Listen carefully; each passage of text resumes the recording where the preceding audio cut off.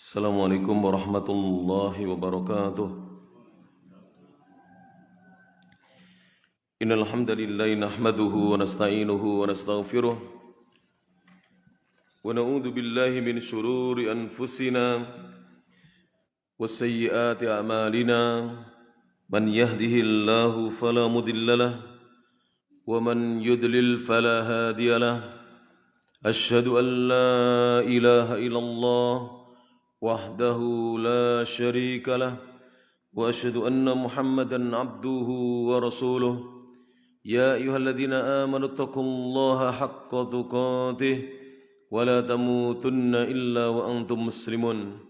Ya ayyuhan nasu taqu rabbakumul ladzi khalaqakum min nafsin wahidah wa khalaqa minha zawjaha wa batha minhuma rijalan katsiran wa nisaa'a واتقوا الله الذي تساءلون به والأرحام إن الله كان عليكم رقيبا يا أيها الذين آمنوا اتقوا الله وقولوا قولا سديدا يصلح لكم أعمالكم ويغفر لكم ذنوبكم ومن يطع الله ورسوله فقد فاز فوزا عظيما أما بعد فإن أصدق الحديث كتاب الله وخير الهدى هدى محمد صلى الله عليه وعلى آله وسلم وشر الأمور محدثاتها فإن كل محدثة بدعة وكل بدعة ضلالة وكل ضلالة في النار.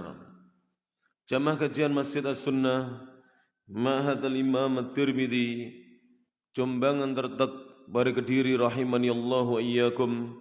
Kita lanjutkan kajian Kitab Tauhid jilid yang kedua. Kita masuki pembahasan yang berikutnya, At-Tasi'u, pembahasan yang ke-9 halaman 14, berjudul At-Tauhidu Sababul Istikhlafi fil Ardi wa Tamkinid Dini wa Nailil Amni Ba'dal Khawf. Penulis menyatakan At-Tauhidu, Tauhid merupakan sababul istikhlafi, sebab seseorang atau hamba-hamba Allah dijadikan sebagai khalifah, sebagai pemimpin fil ardi, di muka bumi, wa tamkinid din, dan diteguhkannya, dikokohkannya, dikuatkannya agama, wa nailil amni, dan sebab diperolehnya keamanan ba'dal khauf, setelah adanya rasa takut. Inilah diantara fadilah atau keutamaan yang akan didapatkan oleh mereka-mereka yang mentauhidkan Allah Subhanahu wa taala. Allah berfirman, qala Allahu jalla dzikruhu, Allah yang maha agung maha besar sebutannya berfirman dalam surah An-Nur, surat nomor 24 ayat yang ke-55. A'udzu billahi minasyaitonir rajim. Allah menyatakan, wa'adallahu alladhina amanu minkum. Wa'adallahu, Allah berjanji, alladhina amanu, kepada orang-orang yang beriman, minkum, dari kalian. Allah berjanji kepada mereka-mereka yang beriman di antara kalian, wa'amilus shalihat, dan mereka mau beramal amalan yang soleh. Dan amal yang soleh syaratnya agar diterima oleh Allah Subhanahu wa taala, yang pertama adalah harus ada al-ikhlas. Amalnya harus karena Allah Subhanahu wa taala semata, mengharapkan surganya, mengharapkan ridha dan rahmatnya Allah, mengharapkan perjumpaan dengan Allah Subhanahu wa taala. Kemudian yang kedua, al-mutaba'ah. Amalnya harus betul-betul meneladani dan mencontoh Rasulullah sallallahu alaihi wasallam. Maka Allah memberikan pahala bagi orang-orang yang beriman dan beramal soleh. Apa pahalanya? La yastakhlifannahum fil ardi. Sungguh benar-benar Dia Allah akan menjadikan mereka sebagai pemimpin, menjadikan mereka sebagai khalifah yang memakmurkan fil ardi, di atas buminya Allah. Kama stakhlafal ladzina min qablihim, sebagaimana Dia Allah telah menjadikan orang-orang sebelum mereka menjadi pemimpin.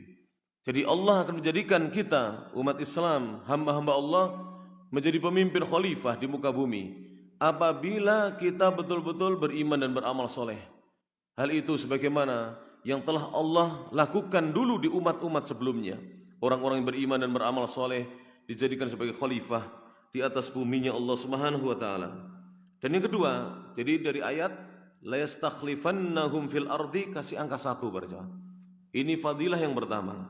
Fadilah yang kedua sekarang, wala yumakkinanna lahum dinahum wala yumakkinanna lahum, dan sungguh benar-benar Dia Allah akan menguatkan, Allah akan meneguhkan lahum untuk mereka, dinahum agama mereka, alladzi irtadha lahum, yang Allah ridhoi untuk mereka. Islam ini akan teguh, Islam ini akan jaya apabila umat Islam beriman dan beramal soleh.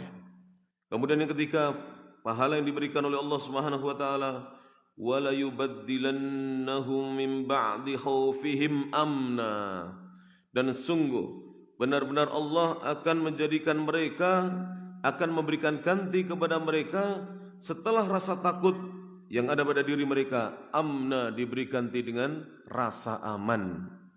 Jadi apabila seorang muslim dia betul-betul beriman dan beramal soleh, maka Allah akan memberikan ganti ba'da min ba'di khaufihim, setelah rasa takutnya mereka, amna, dijadikan aman. Ya'budunani, syaratnya apa?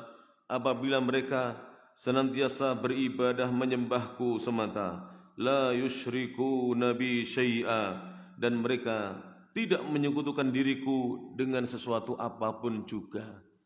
Syaratnya adalah orang-orang yang beriman dan beramal soleh ini betul-betul mentauhidkan Allah. Ini syaratnya para jamaah. Dan inilah fadilahnya at-tauhid. Fadilahnya tauhid sedemikian besarnya.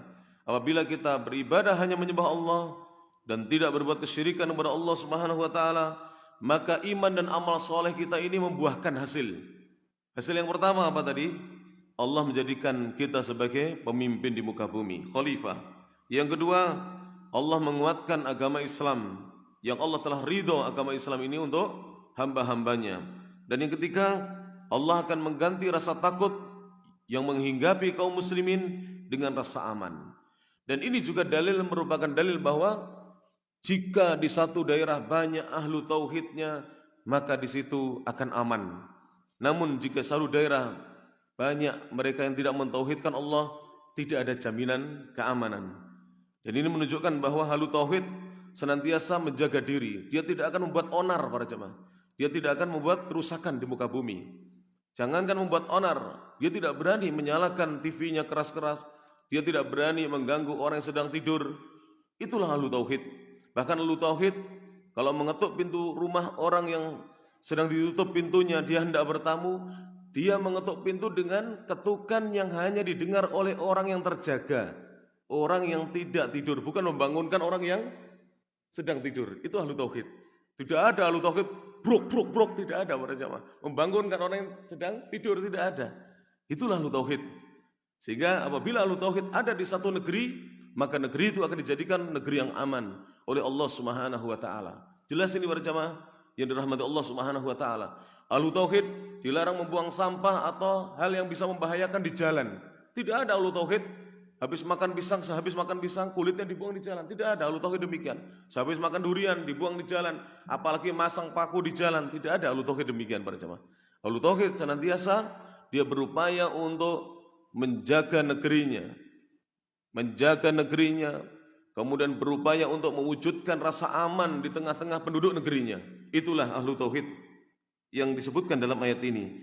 Kemudian Allah mengakhiri surat An-Nur, surat nomor 24 ayat 55 ini dengan firman-Nya, "Wa man kafara ba'da dzalika", barang siapa yang kufur setelah hal itu, fa ulaika humul fasiqun, maka mereka itulah orang-orang yang fasik. Kita dengarkan tafsiran dari para ulama. Lihat di bawahnya para jamaah, qala nukhbatun minal ulama, berkata sejumlah ulama. Qala nukhbatun minal ulama, berkata sejumlah ulama. Ada yang bawa kuncinya kantor para jemaah? Bawa kuncinya kantor siapa? Enggak, maksudnya ada di sini.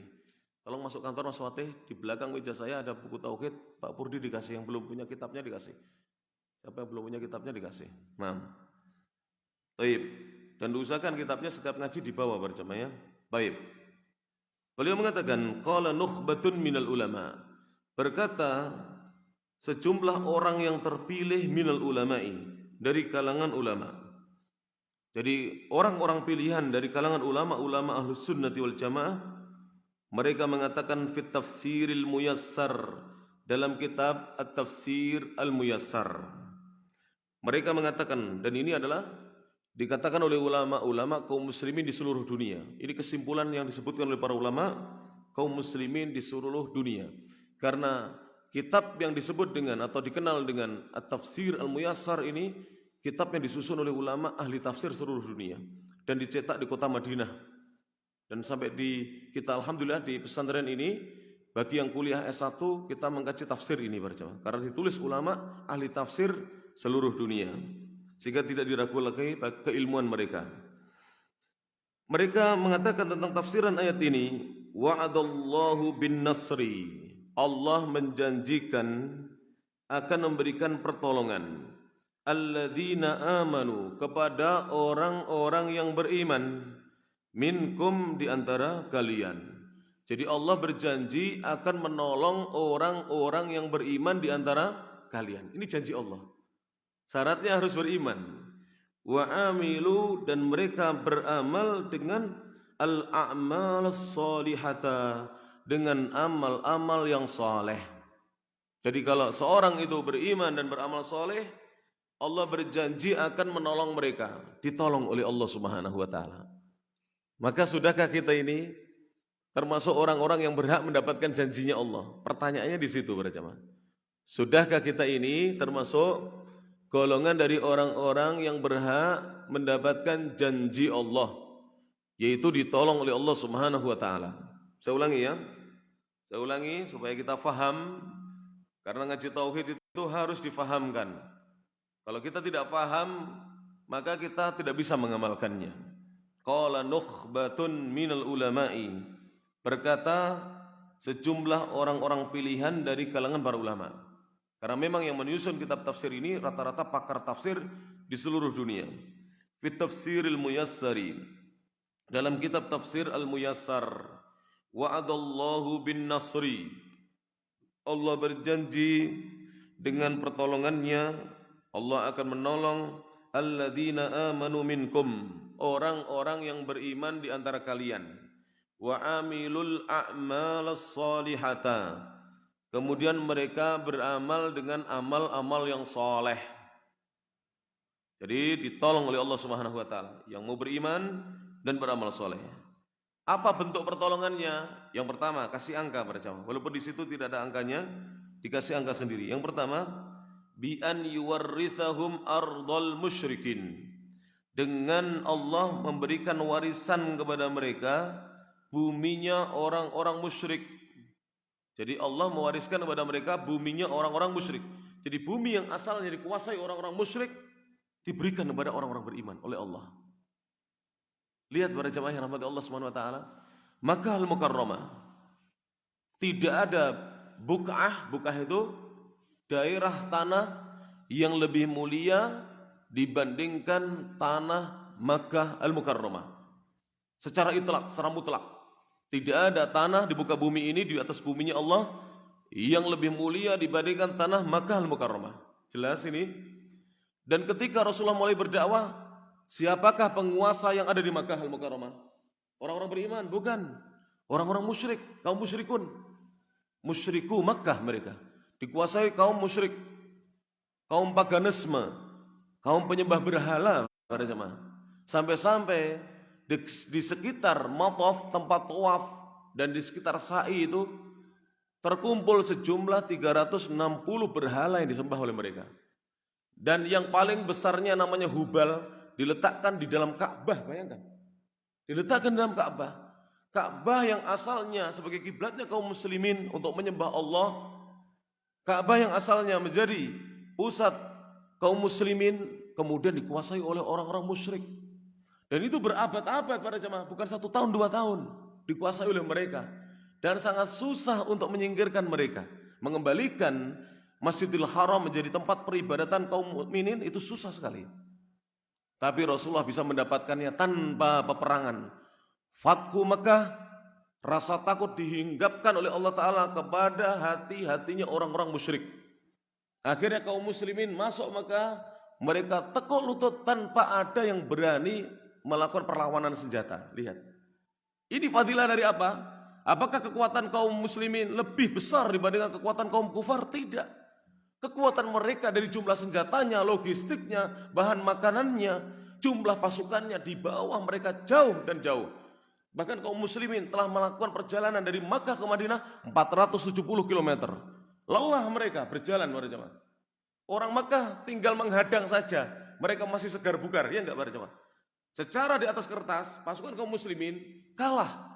Tapi mereka bertekuk lutut. Karena yang menguasai hatinya manusia siapa? Allah Subhanahu wa taala.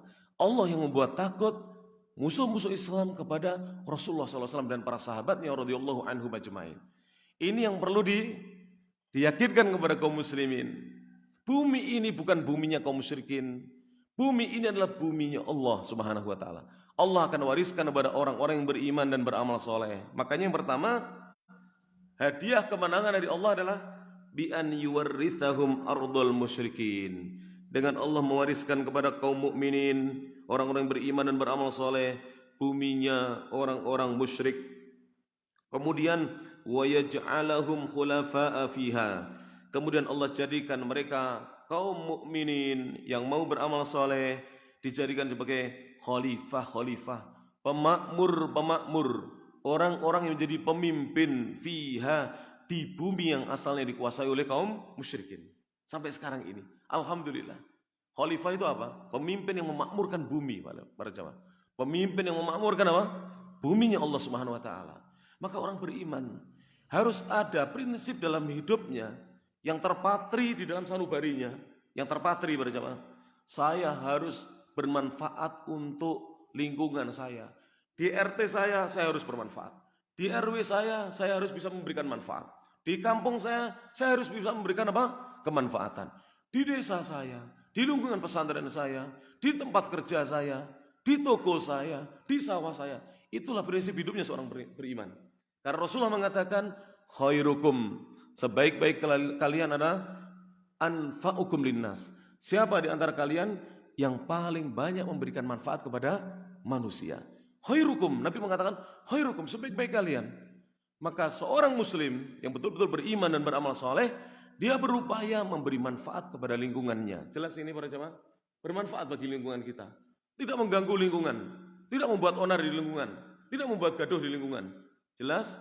Ini adalah sikapnya seorang muslim yang beriman dan beramal soleh. Beliau menjelaskan di sini, para ulama menjelaskan, mithlu ma fa'ala ma'aslafihim, sebagaimana yang Allah perbuat bersama pendahulu orang-orang beriman, minal mu'minina, dari kalangan orang-orang beriman yang mereka beriman billahi kepada Allah wa rusulihi, dan beriman terhadap rasul-rasulnya. Allah sudah berbuat, Allah sudah memberikan kekuasaan kepada pendahulu-pendahulu kita, dan kita pun akan diberi para jemaah tanpa jalan peperangan. Saya dapat cerita dulu dan saya tahu sendiri, orangnya duduk bersama kita di majelis di masjid di pesantren di Ma'had As-Sunnah di Jalan Bajirupa, Sulawesi Selatan, Makassar, Sulawesi Selatan. Beliau duduk di situ. Para jemaah. Ternyata beliau adalah bapak kepala desa di sebuah desa di daerah Sulawesi Selatan.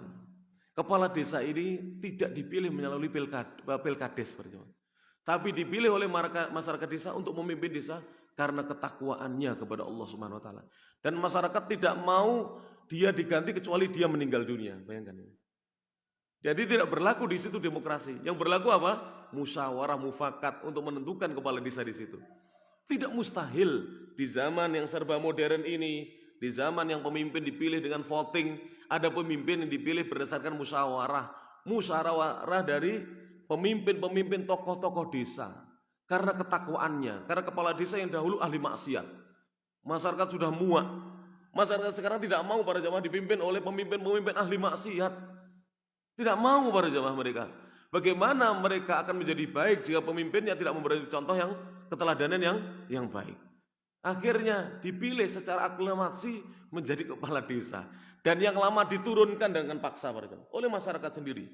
Akhirnya sekarang menjadi kepala desa yang baik, desanya makmur. Inilah berjamaah yang diharapkan oleh kaum muslimin, dan ini dibuktikan oleh Allah Subhanahu wa taala di zaman yang serba modern ini. Yang menurut kita tidak mungkin menjadi apa? Sesuatu yang mungkin. Para jamaah yang rahmati Allah Subhanahu wa taala. Bahkan di beberapa negara, di mana para jamaah? Di daerah mana itu yang beberapa wali kotanya itu muslim? Inggris, ya. Wali kotanya ada yang muslim. Jadi sekarang wali kota muslim diminati oleh orang-orang kafir itu sendiri. Kenapa? Mereka tahu kalau muslim itu tidak mabuk-mabukan. Muslim itu tidak berzina. Muslim itu tidak kumpul kebo. Muslim itu tidak ini dan itu. Mereka senang mendapatkan pemimpin yang seperti ini. Dan inilah janji Allah Subhanahu wa taala kepada hamba-hambanya yang beriman. Kepada hamba-hambanya yang apa? Beriman, pada jemaah rahmat Allah Subhanahu wa taala. Yang kedua, pertolongan Allah berupa wa an yaj'ala dinahum, dan Allah akan jadikan agama mereka aladzirtadahu lahum, yang Allah ridhoi agama itu untuk mereka. Apa agama yang diridhoi Allah? Wa huwal islamu, yaitu agama Islam. Dinan, menjadi agama, azizan, yang mulia, makinan, yang memiliki kedudukan. Jadi yang memiliki kedudukan, yang kuat. Kata para ulama, makinan bisa bermakna dzul makanah, yang memiliki kedudukan, atau maknanya thabit, qawi, yang kokoh dan kuat. Jadi Islam dijadikan agama yang mulia, yang memiliki kedudukan, yang kokoh dan kuat. Kemudian yang ketiga, pahalanya adalah, bentuk pertolongannya adalah wa an yubaddila halahum, Allah akan merubah kondisi mereka, minal khaufi, dari rasa takut yang menghinggapi mereka, ilal amni, menuju rasa aman. Apabila penduduk satu negeri mentauhidkan Allah, negeri itu jadikan aman, damai, sentosa. Aman, damai, sentosa. Saya sebutkan di Saudi Arabia kemarin contohnya, bagaimana di sana kendaraan diletakkan di luar rumah tidak hilang para jemaah. Jadi antum misalnya punya kendaraan di sana, letakkan di luar rumah. Karena orang Saudi itu jarang yang punya garasi, jarang yang meletakkan kendaraannya di dalam garasinya. Jarang, 1-2 itu. Satu kampung itu hanya 1-2. Semua kendaraan di rumah. Dia punya 2 mobil, 3 mobil, semuanya di luar. Bagus para jemaah. Tapi tidak hilang. Kenapa? Karena mentauhidkan Allah Subhanahu wa taala. Orang ahli tauhid antum misalnya, yang sudah ngaji tauhid, tidak akan, walaupun ada sepeda motor, kuncinya itu nyandel apa? Menggantung di tempat kuncinya. Antum mau mengambil? Tidak, bukan milik kita. Ya enggak para jemaah. Tapi orang yang tidak mentauhidkan Allah, sepeda motor dikunci, dia berusaha untuk membandrek kuncinya, untuk mengambil sepeda motor itu. Kalau orang tidak mentauhidkan Allah Subhanahu wa taala, inilah bedanya para jemaah. Inilah kekuatan dari tauhid, membuat orang itu takut kepada siapa? Allah. Bukan takut kepada Pak Polisi, bukan takut kepada pemilik sepeda motornya atau mobilnya. Takutnya hanya kepada siapa? Allah Subhanahu wa taala. Dia tidak akan melakukan kejahatan. Karena ahlu tauhid berharap surganya Allah, tidak berharap kesenangan, kenikmatan dunia yang sementara, yang tidak abadi. Yang diharapkan hanya surganya Allah yang abadi selama-lamanya. Maka dari itu di sini Syekh mengatakan demikian. Syaratnya apa? Idza abadullaha wahdah, apabila mereka menyembah Allah semata, wastaqamu, dan mereka istiqamah, ala taatihi, di atas ketaatan kepadanya, walam yusyriku, dan mereka tidak berbuat kesyirikan, ma'ahu, bersama Allah, syai'an, sesuatu apapun. Wa man kafara ba'da dzalikal istikhlafi, barang siapa yang kufur setelah Allah menjadikan pemimpin tersebut, wala amni, dan setelah adanya keamanan, wa tamkini, dan setelah dimuliakannya agama, wasultatit tamati, dan setelah kekuasaan yang sempurna, maka wajahada ni'amallahi, bukan hanya kufur, dia juga mendustakan, mengingkari kenikmatan Allah, nikmat-nikmat Allah. Faulaika humul kharijuna an taatillah, maka mereka itulah orang-orang yang keluar dari ketaatan kepada Allah. Jadi orang-orang yang keluar dari ketaatan kepada Allah Subhanahu wa taala. Seorang yang kufur padahal sudah dijadikan pemimpin, seorang yang kufur padahal sudah diberi keamanan, Kufur nikmat ini namanya. Seorang yang kufur padahal sudah agama ini dikokohkan. Seorang yang kufur padahal sudah diberi kekuasaan yang sempurna, bahkan dia mengingkari nikmat-nikmat Allah, itulah orang-orang yang keluar dari ketaatan kepada Allah. Ini yang disebut dengan fasik. Jadi al-fasik, orang yang fasik adalah al-khariju an ta'atillah. Orang yang keluar dari ketaatan kepada Allah Subhanahu wa taala. Ini namanya orang fasik. Itulah definisi yang disebutkan oleh para ulama ahlus sunnati wal jamaah. Maka kufur nikmat itu besar dosanya para jamaah. Besar dosanya kufur nikmat. Dan banyak negeri-negeri yang dicabut kenikmatannya disebabkan kufur nikmat. Saya berbicara beberapa negeri saja. Andalusia, Spanyol. 700 tahun sampai 800 tahun kata sebagian ulama. 7 hingga 8 abad umat Islam berkuasa di sana.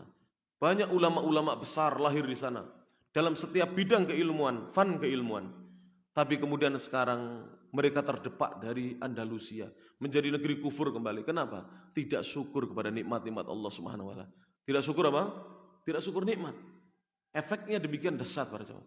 Filipina yang dulu mayoritas muslim sekarang terdesak kaum muslimin. Hanya di Davao dan Mindanao. Daerah-daerah lain dikuasai oleh orang-orang di luar Islam. Kenapa? Mereka dulunya joget-joget, mabuk-mabukan, main perempuan, tidak bersyukur kepada Allah, meninggalkan sholat. Dan ini terjadi, hampir terjadi di sebagian negeri Indonesia yang dulunya mayoritas muslim. Saya tidak mau sebut. Insya Allah antum sudah tahu. Saya tidak mau sebut. Di sebagian negeri Indonesia ini, yang dulu mayoritas muslim, karena muslim yang di situ joget-joget, mabuk-mabukan, main perempuan, main judi, dicabutlah nikmat Allah Subhanahu wa taala. Hampir saja mereka dihabisi oleh orang-orang di luar Islam, seandainya bukan karena pertolongan Allah Subhanahu wa taala. Maka ini penting untuk difahami oleh kaum muslimin para jemaah. Islam ini tidak akan ada jaminan tetap langgeng di Indonesia. Islam tidak ada jaminan tetap langgeng di Indonesia, tapi Islam tidak akan hilang sampai datangnya kiamat. Cuman bukan di negeri kita, enggak tahu kita para jemaah. Kalau penduduk negeri ini, generasi mudanya khususnya, tidak mentauhidkan Allah, tidak ada harapan Islam tetap kokoh dan jaya di negeri ini. Tapi kalau penduduk negeri ini menjaga keislaman mereka, tauhid mereka, generasi mudanya diajari tauhid, fa insyaallah Islam akan langgeng di bumi Nusantara ini. Semoga para jemaah apa yang disampaikan ini bermanfaat. Kurang lebihnya mohon maaf. Akhirul kalam, subhanakallahumma wa bihamdik, asyhadu an la ilaha illa anta, astaghfiruka wa atubu ilaik, wa akhiru da'wana anil hamdulillahi rabbil alamin. Assalamualaikum warahmatullahi wabarakatuh.